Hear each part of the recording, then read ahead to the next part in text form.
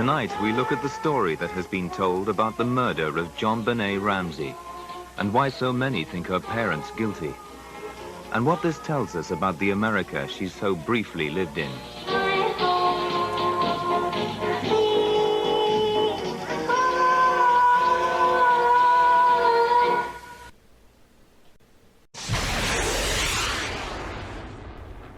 Hello and welcome to True Crime Rocket Science, the most authentic voice in true crime. This is episode 25 in the ongoing series.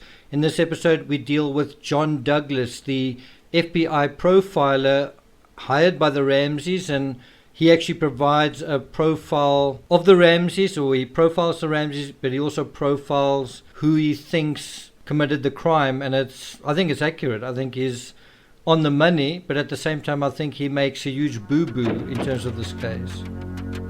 In this episode we're going to start off by jumping right back into the timeline. We're going to review the timeline from I think about the 2nd of January until the interview that Burke gave with the psychologist, so around about a week. We're going to just go through it step by step, and then we're going to jump into the sort of story of what John Douglas, this legendary profiler, is meeting with the Ramseys, what he thought, what was kind of going on, what it was like from his perspective. And we're going to get his perspective from his narrative, Law and Disorder, Inside the Dark Heart of Murder, right? And in the Patreon segment, we're actually going to thumb through Mindhunter, the book that was found in crime scene photos, including by Detective Lou Smith, but apparently wasn't actually recovered. It wasn't part of the evidence hauled from the scene.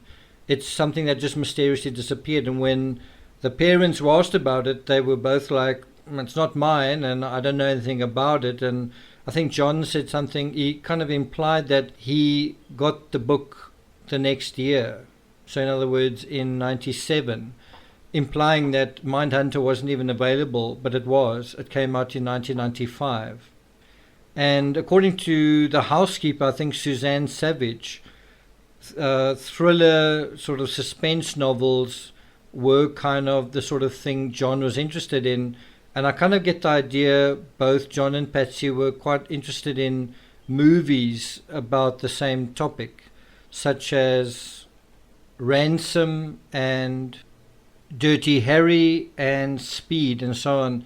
And that on its own is a fascinating topic, is to watch these movies and then to go and read the ransom note, or to have the ransom note at hand while you're watching these movies. And that's something I really wouldn't mind doing. In that respect, I should probably say that I've kind of compiled a list of 50 episodes. So we're basically at the halfway point in going through 50 episodes that will comprise this series on JonBenet Ramsey. Before we get started on this episode, if you haven't subscribed yet, please do. Like, share, leave a comment. Thank you to the approximately 100 people who've subscribed since the last episode. Also those who've signed up on Patreon. And let's get started. So I think a good place to start is just like, who is John Douglas and things around that. I think that John Douglas is highly overrated. John Douglas got involved in the Amanda Knox case, he got involved in the West Memphis 3, and he got involved in this case, the JonBenet Ramsey case. Now, John Douglas is world famous. He's this sort of legend, and he's got these best-selling books, and it's all amazing. As far as I'm concerned, he called it completely wrong in the Amanda Knox case. He called it completely wrong in the West Memphis 3 case, and he called it completely wrong in the Ramsey case. That's 3 out of 3. So all I'm saying is the 3 cases that I researched in detail, where he was a character, if you want to put it that way, where he was an expert witness, I completely disagreed with him in all 3 of them. Now that either makes him the expert that he is and me an amateur, or something. And, I was also someone who really respected John Douglas coming into these cases. So when I dealt with the JonBenet Ramsey case, and I think it was the first case that I dealt with where I encountered John Douglas, I was kind of shocked. I was like, jeepers, dude, how are you doing this? And I kind of thought, okay, well, maybe it's just an error. We all make mistakes. You can't have like 100% knockout record kind of thing. So, I'd sort of dismissed that as just, shrug of the shoulders. But then there was the Amanda Knox case, and then there was the West Memphis 3. And so I do think that John Douglas is one of the best reinforcers of the Ramsey version of events. To have John Douglas, the celebrity dude on board of Team Ramsey, was sort of something that certainly gave their story a lot of credibility, right? And I think there are a lot of people who just say, oh, John Douglas said that, then it must be true. And you have that a lot in true crime. An expert comes along, says something, and it's basically, it's like not evangelical, but he evangelizes people with the snap of his finger kind of thing. On page 266 of his book, Law and Disorder, John Douglas talks about greeting Lou Smith, someone who he held in very high regard. And, I think I felt the same way. I think when I came into the Ramsey case, I thought of Lou Smith as quite a smart guy. He had an excellent record in Colorado Springs. A little bit like Joe Kender. It's a pity Joe Kender wasn't actually involved in this case, but Lou Smith had this great track record. And if anything, I think that was a problem for Lou Smith. I think Lou Smith couldn't be wrong kind of thing. He couldn't allow himself to make a mistake. And I think that his very last case was perhaps his worst. I think he sympathized with Patsy Ramsey. I think he sympathized with the fact that the Ramseys were Christians, and also that Patsy had cancer. I think he also had cancer. His wife had cancer, but he got very, very close, and it became personal for Lou Smith. Anyway, when John Douglas encountered Lou Smith, he was sort of kind of overawed. He was like, wow, this guy's a legend. And so on page 266 of Law and Disorder, he says something about when he opened the front door, meaning Lou Smith, Lou Smith greeted him with, quote, John, it took me 10 months to conclude that the Ramseys were innocent, and it only took you 4 days. So John is kind of singing his own praises via Lou Smith, just saying it took John 4 days to realize, okay, these people are completely innocent. And the kind of incredible thing about this is I don't even think that's accurate. I think Lou Smith, if you read Detective Steve Thomas's account, I think he actually said something like it took him a day or 2 days to realize the Ramseys were innocent. It was literally that, like, Lou Smith arrived and almost immediately he disagreed with everybody else. All the other detectives, it was kind of like Boulder PD versus Lou Smith. And there were a couple of people who were a bit iffy, but it was basically like that. And so I don't know if this is as big a compliment as it seems, but if you take it at face value, it took Lou Smith 10 months to conclude what he concluded. It took John Douglas 4 days, right? If you take that at face value, 10 months, 4 days, and then he says just under that, getting a compliment like that from Lou Smith, from someone of his stature, he calls it one of the greatest compliments he's ever received. And then he sort of goes on just to talk about how impressed he was with his work and so on. We're going to come back to Law and Disorder, page 211, and we're going to deal with where John Douglas talks about the timeline, talks about how he got the call to join the Ramsey investigation, but more importantly, when. Before we get to that, I want to basically throw cold water on this sort of pat on the back thing that is going on here. So, Lou Smith, as I say, I don't even think that is accurate, but let's just say that it is. That Lou Smith took 10 months to realize, okay, I think these people are innocent. it took John Douglas 4 days, right? Now, what I've been trying to say and test you guys with, I've seen not a lot of people either on YouTube or Patreon have really responded to the challenge, to the question that I put out there. So I'm going to just resolve it here now. And what I want to say, what I want to stress, what I want to communicate is basically that you could really solve the Ramsey case within about 5 or 6 minutes, if that. You could even say a couple of seconds or even in the first minute. And this is what I mean. So and I'm coming back to this whole thing about no footprints in the snow, right? Now, if you look at the one image of the Ramsey home, the sort of walkways, and it's something that Lou Smith stressed.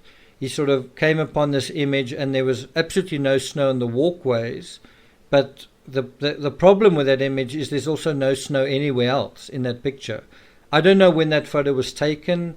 It's hard for me to believe it was even taken on the 26th of Christmas, the day after Christmas, just because in so many other photos you see snow somewhere. It's either in the trees, in the branches of the trees, or it's kind of in the more shadowy areas, but there is snow somewhere. And so it was one of Lou Smith's big sort of breakthroughs or insights, was that, well, how can there be no footprints in the snow if there's no snow? Now, although Lou Smith may have thought that that's a fantastic and brilliant piece of police work, it's actually idiotic, because who on earth would say there were no footprints in the snow if there's no snow?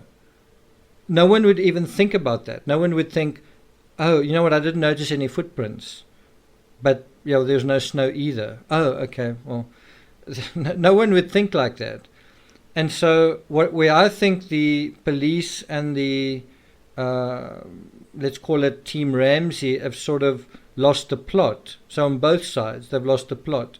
Is if you're on the police side of that argument, you kind of want to say that the entire apron around the house was sort of this sheet of snow, the sort of like off-piste kind of wedding cake, smooth, like the icing on a wedding cake, just absolutely smooth, unbroken snow. This sort of this sort of sheet of undisturbed snow, and I think that is taking it a little bit far. I don't think it's completely off, because I think you can also get frost when snow falls. You can also get frost, and it does form a fragile layer of icicles. But that's not the argument I'm trying to make here. And I think the opposite argument, which is that there was no snow, or that there was sort of walkways entirely free of snow, I think that's a bit of a mischievous argument, because you've got to ask when. I think there was a time when the walkways were free of snow, but when, right? So the timing is quite important. But where I think both sides miss the point, and this is sort of just where the rubber hits the road, where the kindergarten true crime stops and true crime rocket science starts. It's not really that you've got to be brilliant, you just need to think analytically. And so when you think analytically and you look at you go back to the crime scene photos and you look at them, what do you see is you see snow around the grate. And it turns out this grate is the area where Lou Smith says that the intruder got in, right? So you don't need to prove that the footprints leading anywhere around the house except right in front of that grate. That's all, right? And we know that the officers went to the grate, and we know that they, that they lifted it. And we also know that they found a spider web on the sort of, I think it was the inside of the grate, but basically where that grate is. The grate leading to the broken window underneath it, leading into the basement, right? So they found a spider web there. When they lifted the grate, they couldn't find the spider, but they also found a spider web in the sort of against the broken shards of glass, suggesting that, first of all, glass had been broken a long time earlier, right? And John admitted that that had been him.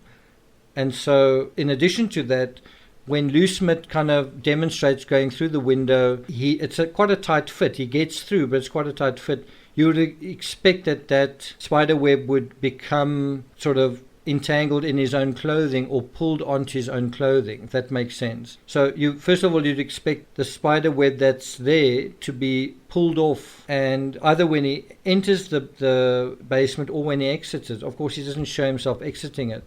I don't want to get too caught up in this, but I do think it's got to be explained to completion before we get back to John Douglas. But I think the point that needs to be stressed is the following. First of all, you don't need to look for footprints anywhere in the snow except right in front of that grate. None were observed, none were mentioned, and you would think that they would be noticed if they were there. So that's the first point. That is how I say you could essentially solve this case in the first minute or two, right? The second point, and if you did see footprints by the grate, if you were the first officer on scene, French or anybody else, and you saw footprints there, you would say, wow, I think this is where the intruder got in. Instead, it was only found much later that maybe this is where the intruder got in. Now, if you take this thinking a little bit further and you say, okay, that is where the intruder got in. He stepped through the snow, lifted the grate, and climbed in that way. Then you would say, okay, did they find any snow or water in the basement? Because bear in mind, the intruder had to step through the snow, right? So when Lou Smith demonstrates it, it's, there's green grass underfoot, all that kind of thing. But the point is, when the intruder came in, stepping in the snow, and when you can see there's a photo of the snow there, did he leave any sort of debris? Are there any branches or leaves or pieces of snow or whatever, water? Is there any dampness on the basement side? And the answer is no. Equally, when he exited the scene and he tramped, how can I put it, he sort of went from the, we know he was in the wine cellar, the killer, and is any of that grit present in the snow outside? Because it would, because the snow is moist and because it gets up into the grooves, it would tend to be left there. And that's how I'm saying you could essentially solve the Ramsey case just in terms of that, just in terms of the snow narrative and, observing what was there. And it does actually look like it was solved in terms of that. Unfortunately, Reichenbach, the officer who talks about this, unfortunately it wasn't the first officer on scene who noticed it, and unfortunately the crime scene photographs weren't as good as I guess they could have been. Another thing that could have been done and should have been done is you go and take photos of the Ramsey house at the same time of the year, under the same weather conditions, and you look where would snow collect and how long would it take for snow to melt given the movement of the sun and shadows. And that is something that I investigated in detail in my books on the Ramsey case. But what I'm trying to show you is that it was quite easy to solve the Ramsey case within minutes, if not seconds, whereas it took Lou Smith and John Douglas respectively 4 days and 10 months to actually reach the wrong conclusion. So now we're going to dip into the timeline, and we're going to go to the PB Works timeline, which, as I've said, I don't find reliable, and I think you've got to really be cautious when you use it. And in this episode, I'm going to once again expose and explain why you need to be careful of the PB Works timeline. So it kicks off in terms of January, we're going to pick up on the 2nd of January, the Ramseys returned to Boulder. Bear in mind, when the detectives went to find them in Atlanta, they couldn't find them and they didn't actually know where they'd gone. So anyway, apparently they returned to Boulder, and guess where they stayed? They stayed with Mike Bynum. So in the first days they stayed with the Fernies, Then they stayed in Atlanta, I guess, with Patsy's family.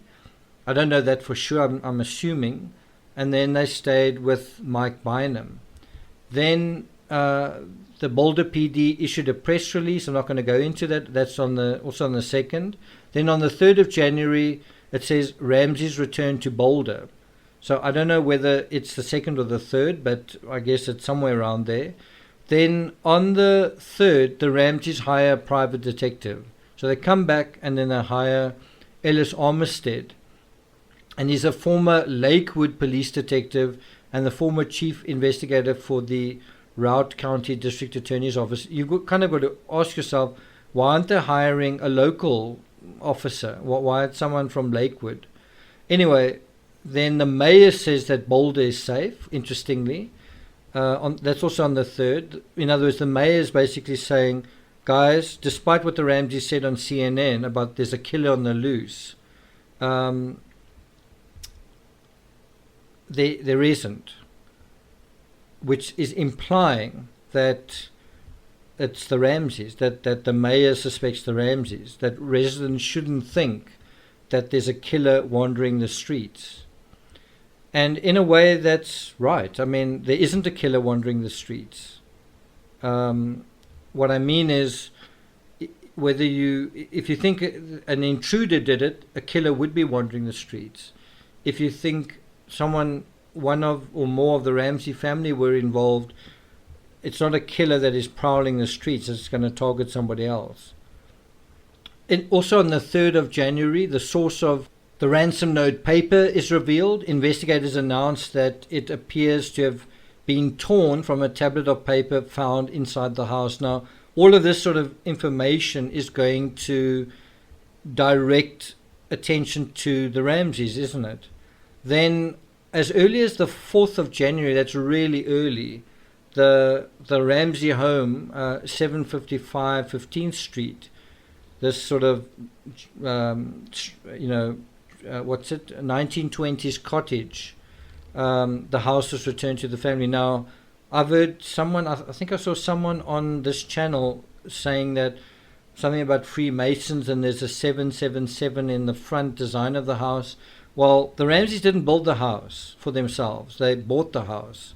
So if you want to make some kind of woohoo, there's some kind of conspiracy, with the Freemasons or something, the Ramseys bought the house from someone else. They didn't build it that way.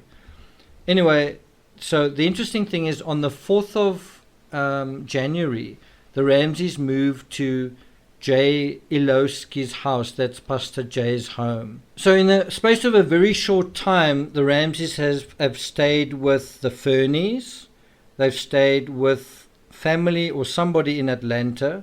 They've stayed with their lawyer. And now they're staying with Pastor Jay. Now just think about it. If you are the cops and you just want to talk to the Ramseys, you don't even know where they are. They're sort of hopping from one house to the next. And they're not done yet. They're going to move somewhere else after Jay. And so it is quite interesting that, bear in mind, these are multimillionaires. Why they're not staying with the whites? Well, they're not being very friendly to the whites, and the whites are not very happy with them. Why they're not staying with the Walkers? Why they're not staying with, the Barnhills or some other neighbors? Why are they staying with a dude that runs like a pasta restaurant, right?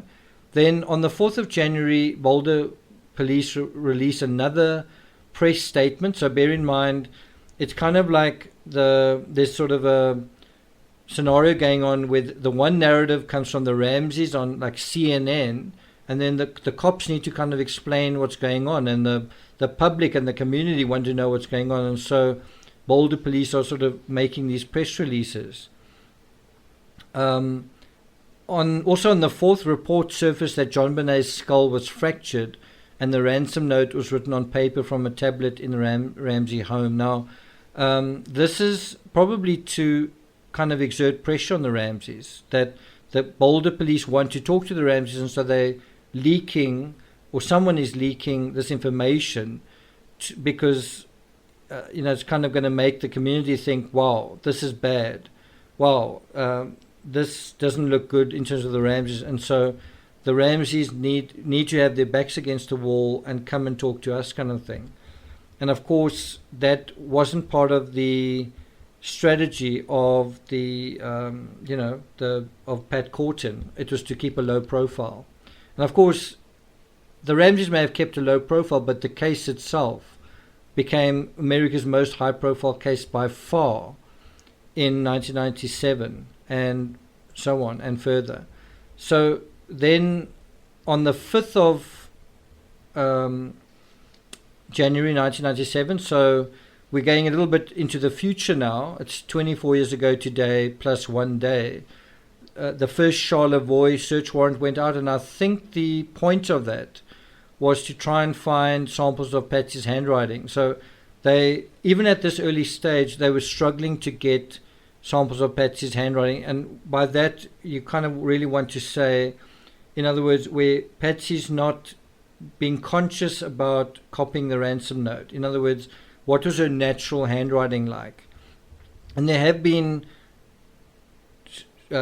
been sort of talk that Patsy's handwriting changed after this incident, which I think is just an interesting narrative. We are going to deal with the handwriting saga, all the experts that came in, what they said, from the defense side and from the other side, and I'll leave it to you guys to make up your own mind about that. But just this huge circus just around which experts said what, just around the simple subject of Patsy's handwriting. Then there was a staged church appearance by the Ramseys on that same day, the 5th of January, which I think is quite interesting. Remember I said it's quite confusing which was the memorial service, which was the funeral, and there was also I think a visitation in Atlanta. And then there was also the second stage church appearance. And by stage, it just really meant that there was a lot of media present, and the media were actually invited. And I think what that was all about was to show the Ramseys grieving, to show them. So, if you say they had to keep a low profile, there were exceptions where, the Team Ramsey wanted to show the Ramseys in a certain way, well, then they would come out. The other interesting thing is, as early as the 6th of January, a website was created. And it's something that the McCanns did as well. Within a very, very short time, they created a website, and a lot happened on these websites. They would steer the public's tips onto their own resources, if that makes sense. So instead of the public working with the police and contacting the police, you have this sort of separate tip line. And where do you think all those tips go, and what do you think happens there? Also, it's a place where you can get donations. And what are those donations for? Well, isn't it to pay for a potential legal saga, right, from the public's money? Then on the 6th, search warrants were sealed. The Boulder County District Court Judge Diane McDonald sealed search warrants for 30 days. And I think also the Michigan judge sealed Charlevoix search warrant. Then on the 6th of January, there was a Boulder press release, and then another press release, I think, the next day, and possibly even another one. And then on the 8th of January, Burke Ramsey spoke to a psychologist. And we're going to deal with that possibly tomorrow. Of course, tomorrow isn't the 8th, it's the 5th, so I might actually leave that until the 8th. I need a little bit of a break. I've been doing this every single day for 25 days, so I might do the Burke interview on the 8th